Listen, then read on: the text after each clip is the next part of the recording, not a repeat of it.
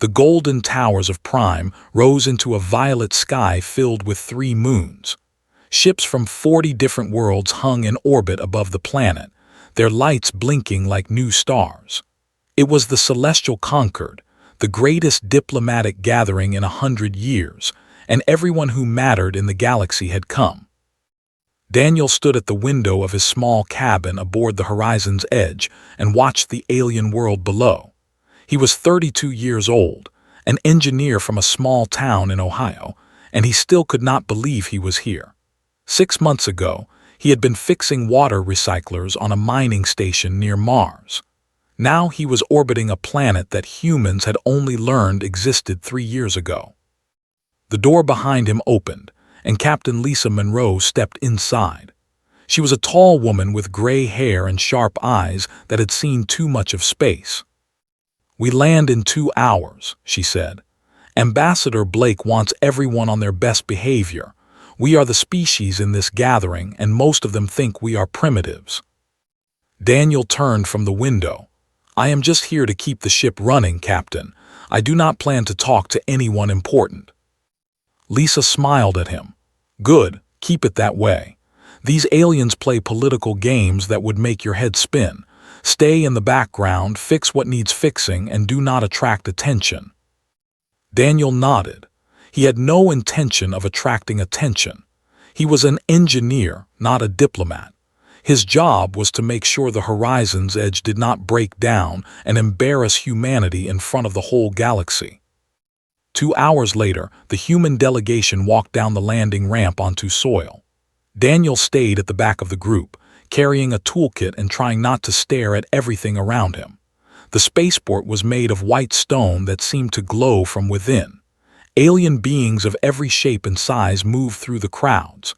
Some had scales, some had feathers, some had skin in colors that did not exist on Earth. Ambassador Blake led the delegation toward the massive palace in the distance. He was a nervous man who kept adjusting his collar and checking his translator device. Behind him walked the rest of the human team, 12 people who represented all of Earth at this historic gathering. The Palace of the Dominion was the largest building Daniel had ever seen. It stretched across the horizon like a mountain made of crystal and gold. Guards in silver armor stood at every entrance, their faces hidden behind helmets that showed no emotion. Inside, the great hall was filled with representatives from across the galaxy. Daniel saw the delegation, tall warriors with blue skin and 4 arms, their bodies covered in battle scars. He saw the collective, thin beings with large black eyes who moved like shadows. He saw species he could not name, creatures that looked like nothing he had ever imagined. And then he saw her. Princess stood on a raised platform at the center of the hall. She was tall and slender, with skin that shifted between silver and pale blue depending on the light. Her hair flowed down her back like liquid moonlight, and her eyes were the color of deep space, filled with distant stars. She wore a gown that seemed to be made of captured starlight, and when she moved, it rippled like water. Daniel stopped walking. He had never seen anyone so beautiful, but more than her beauty, something in her face caught his attention. Despite the crown on her head and the power she represented, her eyes looked tired. She looked lonely. Around her, suitors from a dozen worlds presented their gifts and made their speeches. Prince of the Empire stepped forward, his 4 arms spread wide in a gesture of dominance.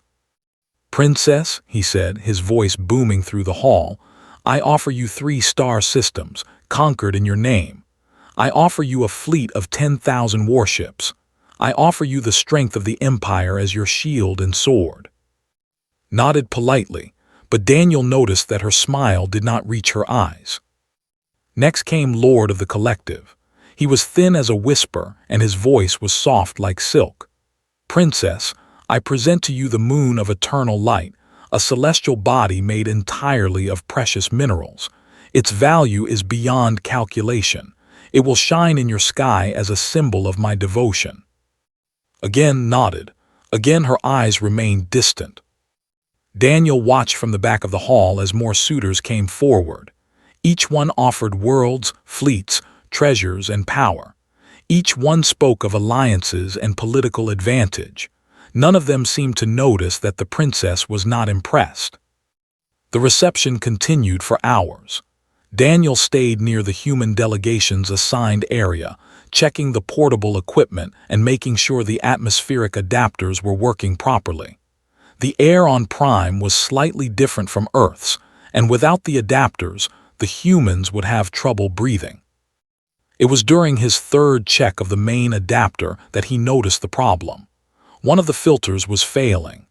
In about 20 minutes, the adapter would stop working, and the entire human delegation would start gasping for air in front of every important being in the galaxy.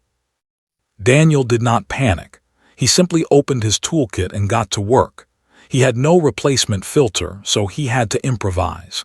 He used a piece of his own shirt, some wire from his emergency kit, and a technique he had invented back on the Mars mining station.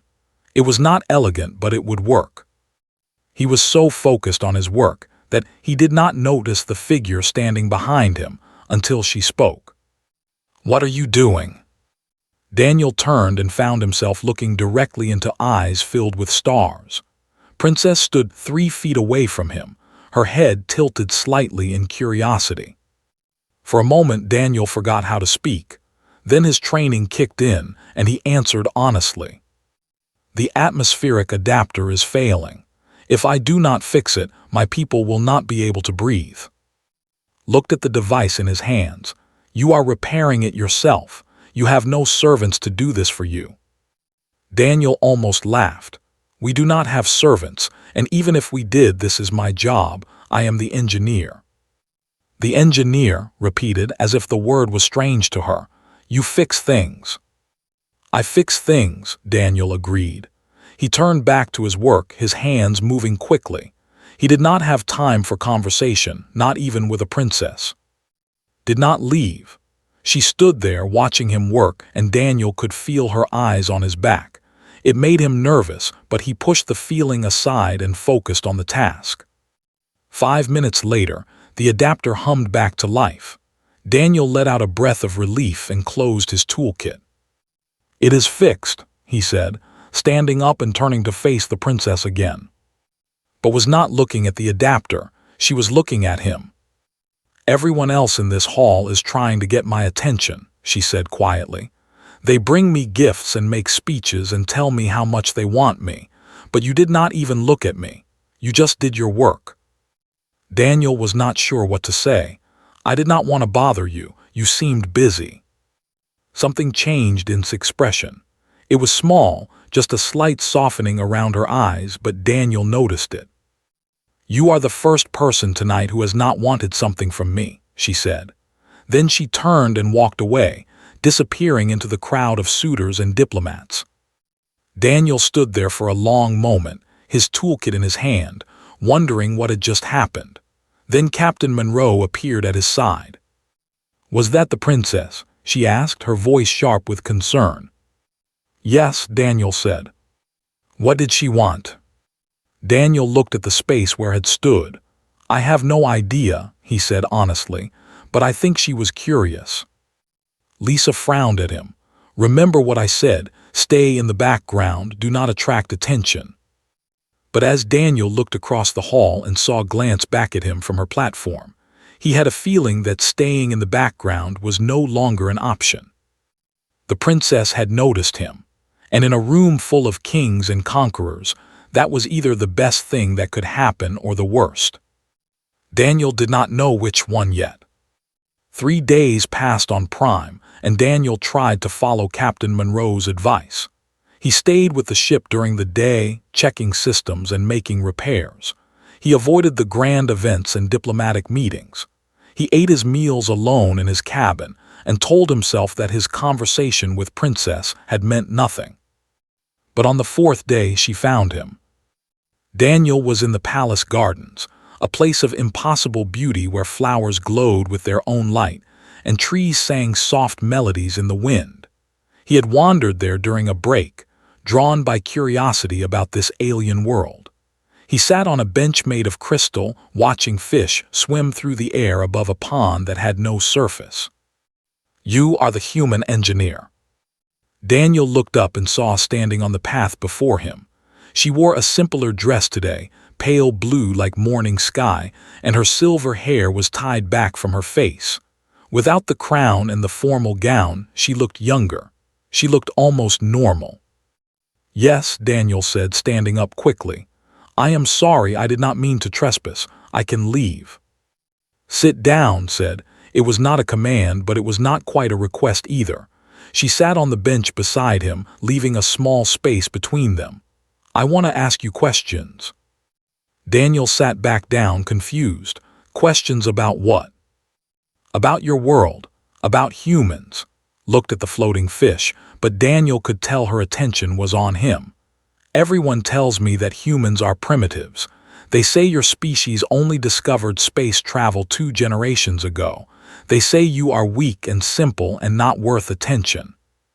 Daniel felt a small spark of pride. "That is what they say. But you fixed your machine when it was broken. You did it yourself with your own hands, using pieces of your clothing." Turned to look at him directly. "They would have called for servants. They would have used advanced technology. You used creativity and determination. That does not seem primitive to me." Daniel did not know what to say. He had never thought of his repair work as anything special. It was just what engineers did. "Tell me about Earth," said. "Tell me about your home." So Daniel told her. He spoke about the oceans that covered most of his planet, vast and blue and full of life. He spoke about mountains that touched the clouds and forests that stretched for thousands of miles. He spoke about cities filled with millions of people and small towns where everyone knew each other's names. Listened without interrupting. Her eyes grew wide when he described snow falling in winter, covering everything in white silence. She smiled when he talked about music, how humans had created thousands of different ways to make sounds that touched the heart. "We do not have music like that," she said quietly. "The Dominion has formal compositions that follow mathematical patterns. They are beautiful, but they do not touch the heart. They touch the mind." "Maybe I can play some human music for you sometime," Daniel said without thinking. Then he caught himself. "I mean, if you want, if it is allowed." Smiled, and Daniel realized it was the first real smile he had seen from her. "I would like that." They talked for 2 hours. Daniel learned that had been raised in the palace since birth, educated by the finest teachers in the galaxy, prepared for leadership from the moment she could walk. She had never chosen her own clothes. She had never eaten a meal alone. She had never had a conversation with anyone who was not trying to gain something from her. "What do you dream about?" Daniel asked. The question came out before he could stop it, and he immediately felt foolish for asking a princess such a personal thing. But did not seem offended. She was quiet for a long moment, looking at the glowing flowers around them. "No one has ever asked me that," she said finally. "They ask what I want for the Dominion. They ask what alliances I favor. They ask what qualities I seek in a consort." She paused. "But no one has ever asked what I dream about."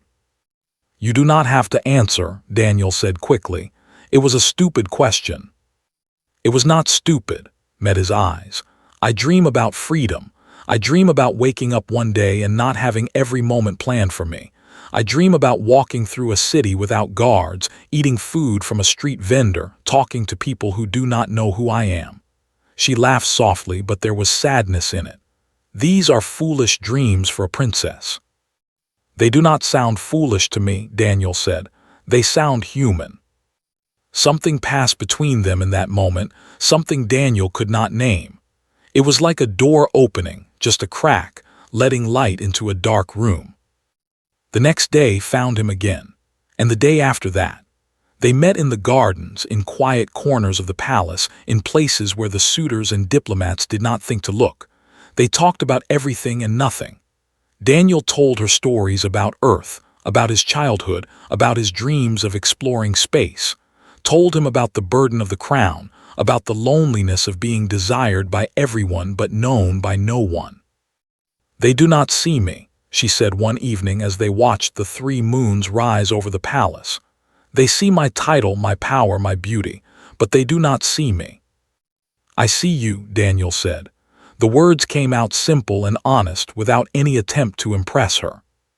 Turned to look at him, her star-filled eyes searching his face. "I believe you do," she said quietly. But they were not the only ones who noticed their meetings. Prince of the Empire had been watching the princess carefully, and he had seen her slip away to spend time with the human. His blue face twisted with anger as he followed them one day and saw them laughing together in the garden. That night found Daniel alone in the corridor outside the human delegation's quarters. The prince was massive, his 4 arms flexing with barely contained rage. "Human," he growled, stepping in front of Daniel and blocking his path. "You will stay away from the princess." Daniel stopped walking. He was not a fighter. He had never been in a real battle in his life, but something in him refused to step back. "I have not done anything wrong," he said calmly. "We only talk."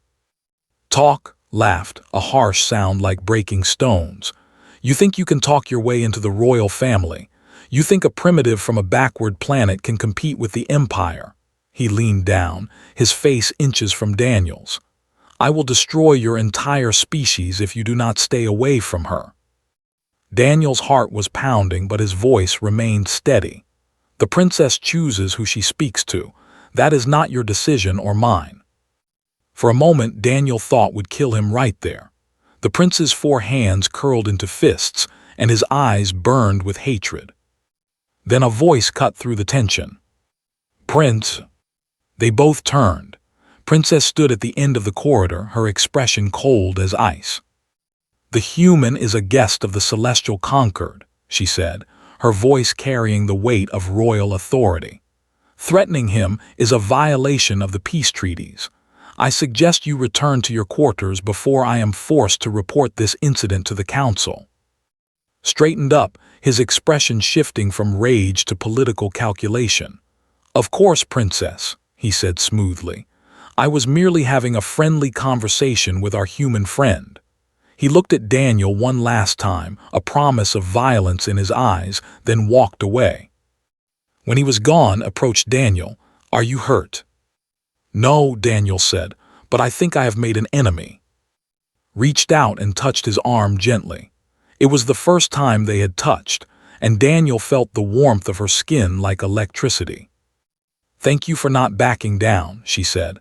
"Most beings in this galaxy would have bowed and scraped before a prince. You stood your ground." "I was terrified," Daniel admitted. "I know," said, smiling slightly. "That is what made it brave." She walked with him back to his quarters, and when they reached the door, she paused. "Daniel," she said, and it was the first time she had used his name. "The Celestial Conquered ends in 2 weeks. After that, I must make my choice." She looked at him with those impossible eyes. "I want you to know that you have given me something no one else has." "What is that?" Daniel asked. "Hope," she said. Then she turned and walked away, leaving Daniel standing in the doorway with his heart beating faster than it ever had before. Captain Monroe found him there 5 minutes later, still staring at nothing. "What happened?" she demanded. Daniel looked at his captain, his friend, the woman who had warned him to stay in the background. "I think I am in trouble," he said. And he meant it in more ways than one.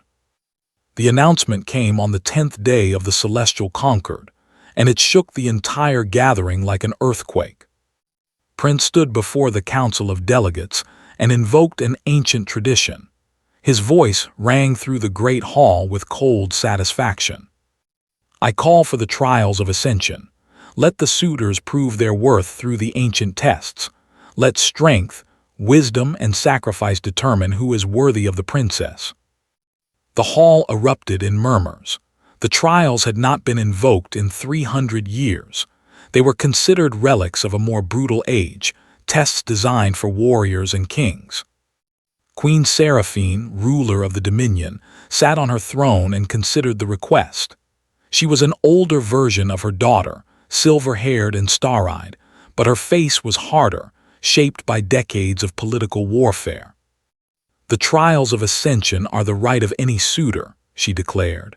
"They will begin tomorrow. All who wish to compete for my daughter's hand must register before sunset." Daniel watched from the back of the hall, his heart sinking. He understood what was doing. The prince wanted to eliminate competition through combat, and humans were not built for fighting against beings twice their size with 4 arms. That night came to find him in the garden where they always met. Her face was troubled in the moonlight. "You do not have to compete," she said immediately. "The trials are dangerous. People have died in them before." "I know," Daniel said. "Did this to eliminate you. He wants to kill you in front of everyone, and if you compete, he will have the legal right to do it." Gripped his hands, her touch warm despite the cool night air. "I could not bear it if something happened to you." Daniel looked at her, this alien princess who had become the most important person in his life in just a few short days. He thought about what she had told him, about being desired by everyone but known by no one. He thought about the loneliness in her eyes and the hope he had somehow given her. "If I do not compete," he said slowly, "what happens? You go home, you live, you are safe." "And you?" Was silent. That silence told Daniel everything he needed to know. If he did not compete, she would have to choose from the suitors who did. She would spend her life with someone who saw her as a prize, not a person. "I will compete," Daniel said. "No," shook her head, her hair catching the moonlight. "Daniel, you do not understand. The first trial is a test of strength. You will face warriors who have been training for combat since before your species learned to walk upright." "I know. You will lose." "Probably." "Then why?" His voice cracked with emotion. "Why would you do this?" Daniel reached up and touched her face gently. It was bold, perhaps too bold, but he needed her to understand. "Because I love you," he said. "Not because you are a princess. Not because of what marrying you would mean for humanity. I love you because you are lonely and brave and kind. I love you because you dream about freedom and you laugh at my stories about snow. I love you because you are you." His eyes filled with something that looked like tears, though Daniel did not know if could cry. "You are a fool," she whispered. "Yes," Daniel agreed, "but I am your fool if you will have me." She kissed him then, under the 3 moons of Prime, and Daniel knew that whatever happened in the trials, this moment would be worth any price. The next morning, Daniel registered for the trials of Ascension. The official who took his name looked at him with disbelief, then pity. Word spread quickly through the conquered. The human was competing. The primitive thought he could stand against the champions of great empires. Some laughed. Some shook their heads in wonder at human stupidity. But a very few, watched with something like respect. It took courage to face certain defeat. The first trial was held in the ancient arena at the heart of the palace. Thousands of beings filled the seats, watching as the suitors gathered on the sand below. There were 12 competitors in total, representing the most powerful species in the galaxy. Daniel stood among them, looking small and fragile next to warriors built for war. "The first trial is the test of strength," the announcer declared. "Each competitor will face an opponent in combat. The winner is determined not by death but by surrender or incapacity. Let the matches begin." Daniel's opponent was a warrior named, a creature of shadow and speed with claws that could cut through metal.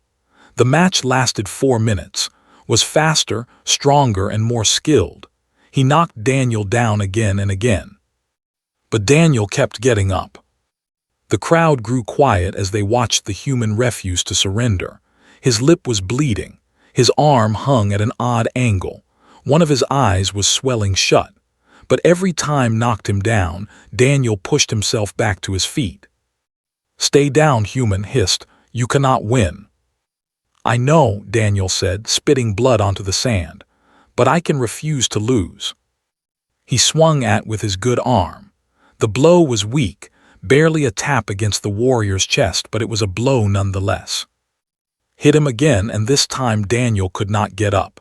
He lay on the sand, his body broken, his vision blurring. But he did not surrender. He simply could not move anymore. The match was declared in his favor, but Daniel had earned enough points to continue to the next trial. He had not won, but he had not yielded either. In the scoring system of the trials, that mattered.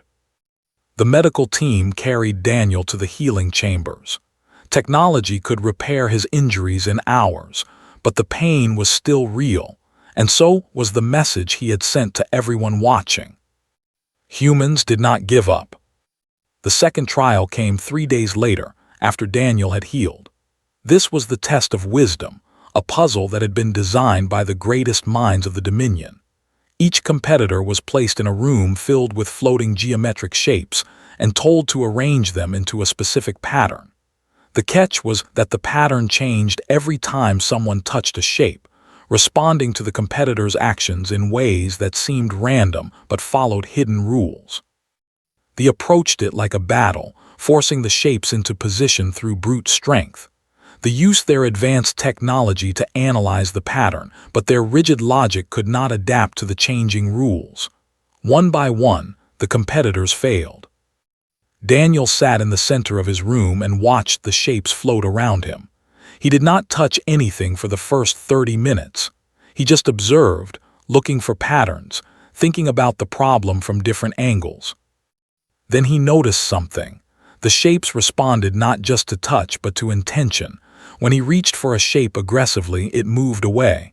When he reached gently, it came closer. The puzzle was not about logic.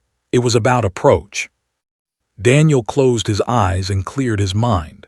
He stopped trying to solve the puzzle and simply asked it in his thoughts to show him the answer. The shapes began to move on their own. They arranged themselves around him, clicking into place one by one until the pattern was complete. The judges were stunned. No one had ever completed the test of wisdom that way. Some accused him of cheating, but the rules did not forbid what he had done. They simply had never imagined anyone would try it. Daniel, the primitive human, had solved a puzzle that had stumped warriors and geniuses for generations. The final trial was the test of sacrifice. Each competitor stood before the council and offered something precious in exchange for the princess's hand. Prince offered 20 star systems and a fleet capable of conquering half the galaxy. Lord offered the combined wealth of the collective. Others offered planets, technologies, armies, and treasures beyond counting. When Daniel's turn came, the hall fell silent. Everyone knew the human had nothing to offer. His species barely had a dozen ships to their name. What could he possibly give? Daniel walked to the center of the hall and faced Queen Seraphine. He looked at, who sat beside her mother, her eyes wide with fear and hope. "I have no worlds to give," Daniel said, his voice clear and strong. "I have no fleets, no treasures, no great wealth. I am a simple engineer from a small planet at the edge of the galaxy." He paused, and the silence in the hall was absolute. "But I offer something that cannot be measured in material things. I offer my life, not in death but in service. I offer to spend every day of my existence trying to make Princess happy. I offer to see her not as a princess but as a person. I offer to listen when she speaks, to hold her when she is sad, to stand beside her when she is strong." He looked directly at. "I offer to love her without wanting anything in return except her love. That is my sacrifice. That is all I have." The hall was silent for a long moment. Then, slowly, something remarkable happened. Queen Seraphine smiled. It was small, barely visible, but it was there. And Daniel knew, in that moment, that he had offered something none of the other suitors had even considered. He had offered his heart. News of Daniel's performance in the trials spread across the galaxy like fire through dry grass. Ships carried the story to 1,000 worlds. A human, a member of a species that had only been spacefaring for 2 generations, had competed against the greatest champions of the galaxy and had not broken. In the halls of the Celestial Concord, everything changed. Species that had ignored the human delegation now sought them out, curious about these strange beings who refused to surrender. Ambassador Blake found himself invited to meetings he had been excluded from before. Captain Lisa Monroe received messages from admirals who wanted to know more about human determination. But not everyone was pleased. Prince paced in his quarters aboard the flagship, his four fists clenching and unclenching with rage. Lord sat across from him, his thin form barely visible in the shadows. "This cannot be allowed," growled. "A human cannot win the princess. The Empire would become a laughingstock across the galaxy." "I agree," said, his voice like silk over steel. "But he performed well in the trials. By the rules, he is still a valid candidate." Slammed his fist against the wall, leaving a dent in the metal. "Then we remove him outside the rules. An accident, a malfunction, something that cannot be traced back to us." Considered this. They were known for their subtlety, their ability to make problems disappear without leaving evidence. It would be risky. If we are caught, the Dominion would respond harshly. "Then we will not be caught," said. "Arrange it." 3 nights later, Daniel was working late in the engine room of the Horizon's Edge. The ship needed constant maintenance, and he had fallen behind during the trials. He was alone, elbow-deep in a cooling system, when he heard a sound behind him. He turned just in time to see a shadow moving toward him.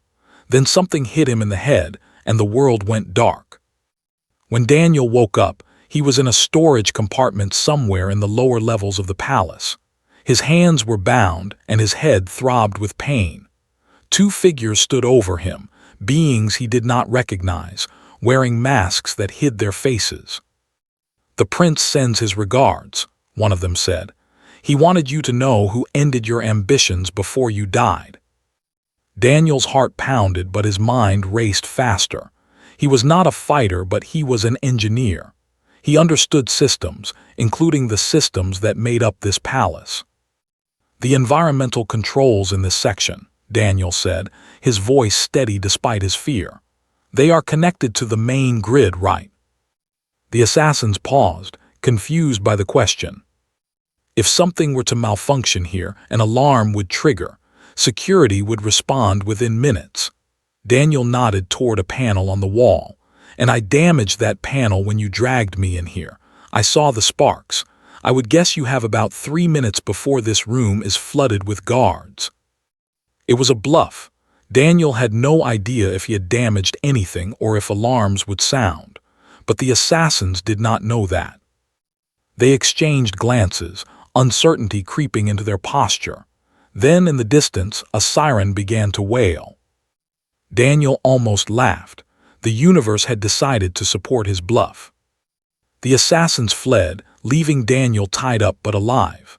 Minutes later, palace security burst into the room, followed by Captain Monroe and Ambassador Blake.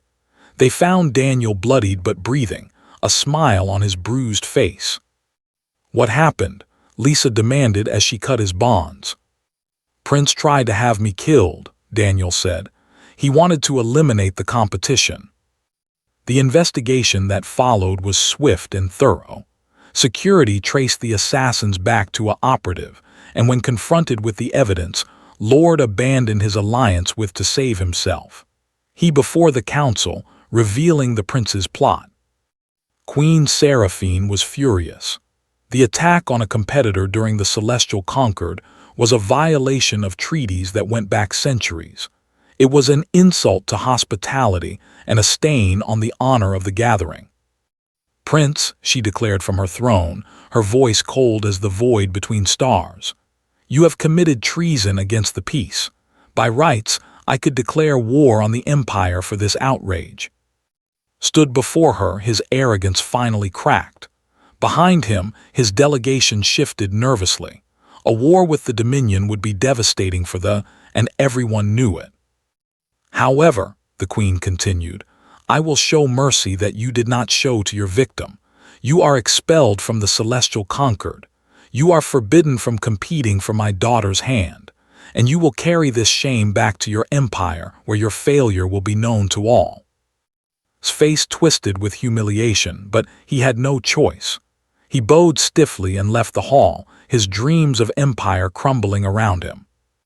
When he was gone, Queen Seraphine turned her gaze to Daniel, who stood with the human delegation, bandages still visible on his head. "Human," she said, and her voice softened slightly. "You have shown remarkable resilience, first in the trials and now in surviving this cowardly attack. I begin to understand why my daughter finds you interesting." Daniel bowed, unsure of the proper protocol. "Thank you, Your Majesty." That night came to him in the medical bay where he was receiving treatment for his injuries. She moved quickly across the room and threw her arms around him, holding him tight as if afraid he would disappear. "I thought I lost you," she whispered against his shoulder. "When I heard about the attack, I thought my heart would stop." Daniel held her, breathing in the strange, sweet scent of her hair. "I am still here. It takes more than assassins to stop a human." Pulled back and looked at him, her star-filled eyes searching his face. "You should go home. You have proven yourself 100 times over. No one would think less of you for leaving now while you are still alive." "Would you think less of me?" Was silent. "Because I would think less of myself," Daniel continued. "I did not come this far to run away at the end. I told you I would stand for you, and I meant it, not just in the trials but in everything." He took her hands in his.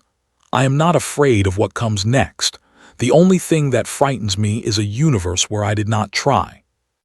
Leaned forward and rested her forehead against his. "My mother asked me today why I spend so much time with you. She wanted to know what a human could offer that the greatest powers in the galaxy could not." "What did you tell her?" "I told her that you see me," smiled softly. "Everyone else in this galaxy sees Princess of the Dominion. They see power and beauty and political advantage. But you see a woman who is afraid of being alone forever. You see someone who dreams of freedom and laughs at stories about snow." She touched his face gently. "You see me, and that is worth more than all the star systems in the universe." Daniel kissed her forehead. "Then let me keep seeing you. Let me spend the rest of my life learning everything about who you are." "That sounds like a proposal," said. "Maybe it is." They stayed together in the medical bay until dawn, talking and holding each other, two beings from different worlds who had found something rare and precious in each other. Outside, the galaxy spun on, filled with empires and armies and ancient powers. But in that small room, none of that mattered. There was only Daniel and the love that had grown between them against all odds. The final day of the Celestial Concord was approaching. Soon would have to make her choice official before the assembled delegates. Soon, the galaxy would learn whether an alien princess would choose a human engineer over the nobility of 100 worlds. Daniel did not know what would happen. He did not know if people would accept him, or if the other empires would seek revenge for the embarrassment of being defeated by a primitive. He did not know what kind of life awaited him if she chose him. But he knew one thing with absolute certainty. Whatever came next, he would face it standing beside her. And that was enough. The final day of the Celestial Concord arrived with the rising of a golden sun over Prime. The great hall of the palace was filled beyond capacity. Representatives from 40 species crowded the seats, and thousands more watched on screens throughout the galaxy. This was the moment everyone had been waiting for. Princess would announce her choice. Daniel stood with the human delegation near the back of the hall. Captain Lisa Monroe was beside him, her face tight with tension. Ambassador Blake kept adjusting his collar, a nervous habit that Daniel had learned to recognize. "Whatever happens today," Lisa said quietly, "you have done something incredible. No human has ever been taken seriously by these powers before. You changed that." Daniel nodded, but his eyes were fixed on the raised platform at the front of the hall. The queen sat on her throne, and beside her was an empty seat where would soon appear. "I did not do this for humanity," Daniel said honestly. "I did it for her." Lisa smiled slightly. I know that is why it worked. A horn sounded, deep and resonant, echoing through the hall. The crowd fell silent. From a door behind the throne, Princess emerged. She wore a gown of pure white that seemed to glow from within, like captured starlight. Her silver hair flowed freely down her back, and a thin circlet of platinum rested on her brow. She was beautiful beyond words, but Daniel barely noticed her appearance. He was watching her eyes, looking for some sign of what was to come. Walked to the center of the platform and stood before the assembled galaxy. For a long moment, she simply looked out at the crowd, her face calm and unreadable. Then she began to speak. I thank you all for coming to this celestial concord. It is an honor to stand before the representatives of so many great civilizations. Her voice was steady, carrying to every corner of the hall. As you know, I have come of age, and by the traditions of my people, I must now choose a consort to stand beside me as I prepare to lead the Dominion. She paused, and the silence in the hall was absolute. Not a single being moved or whispered. Many suitors have come forward during this gathering. They have offered me worlds and fleets, treasures and technologies, alliances and power. I have been promised everything that any princess could want. His gaze swept across the hall. And yet, for most of my life, I have felt alone, surrounded by millions who worship my image but know nothing of my heart. Daniel's breath caught in his throat. He knew where this was going, and his heart began to pound. I have spent my entire existence being told what I represent, continued. I am a symbol of the Dominion's strength. I am a prize to be won. I am a political asset to be traded for advantage. Her voice grew stronger, carrying an edge of emotion that surprised everyone listening. But I am also a person, a woman with dreams and fears, hopes and doubts, a woman who has longed more than anything to be seen for who I truly am. She took a breath, and when she spoke again, her voice was softer but no less powerful. During this concord, I met someone who gave me that gift. He did not come seeking power or alliance. He did not try to impress me with wealth or conquest. He simply talked to me, asked me questions no one had ever asked, and listened to my answers as if they mattered. Turned slightly, and her eyes found Daniel in the crowd. He asked me what I dream about, she said, and there was wonder in her voice. In my entire life, no one had ever asked me that. They asked what I wanted for my empire, what qualities I sought in a consort, what policies I favored, but no one had ever asked about my dreams. She smiled, and it was the most beautiful thing Daniel had ever seen. Everyone in this galaxy desires me, declared, her voice rising to fill the hall. Princes and lords, warriors and kings, they all want me, but wanting is not the same as loving. Desiring is not the same as knowing. She lifted her chin proudly. I do not want to be desired. I want to be loved. I want someone who sees past my title and my crown and my power and sees the woman underneath. She extended her hand toward the crowd. I choose the human. The hall erupted into chaos. Voices shouted in a dozen languages. Some delegates rose from their seats in outrage, while others sat in stunned silence. The remaining representatives stormed toward the exits, their faces twisted with fury. Lord of the watched with calculating eyes, already planning how to position himself in this new reality. But Daniel barely noticed any of it. He was walking forward, moving through the crowd as if in a dream. People parted before him, some staring with hostility, others with amazement, a few with something that looked like respect. He climbed the steps to the platform and stood before. Up close, he could see that her eyes were shining with unshed tears, stars glittering in an ocean of emotion. You are sure? He asked quietly, his voice meant only for her.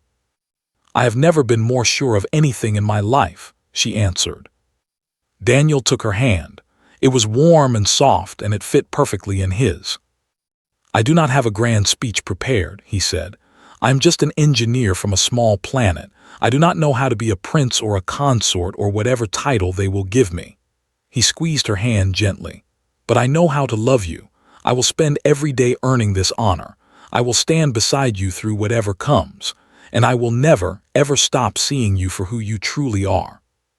Stepped forward and kissed him, there before the assembled galaxy, and the hall fell silent once more. It was not the silence of shock anymore. It was the silence of witnessing something profound. When they parted, Queen Seraphine rose from her throne. The crowd held its breath, uncertain how the ruler of the Dominion would respond to her daughter's unprecedented choice. The queen walked forward until she stood before Daniel. She studied him with ancient, star-filled eyes that had seen empires rise and fall. Then slowly, she inclined her head. "Welcome to the family, Daniel of Earth," she said. "Try not to disappoint me." There was the faintest hint of warmth in her voice, and Daniel allowed himself to breathe again.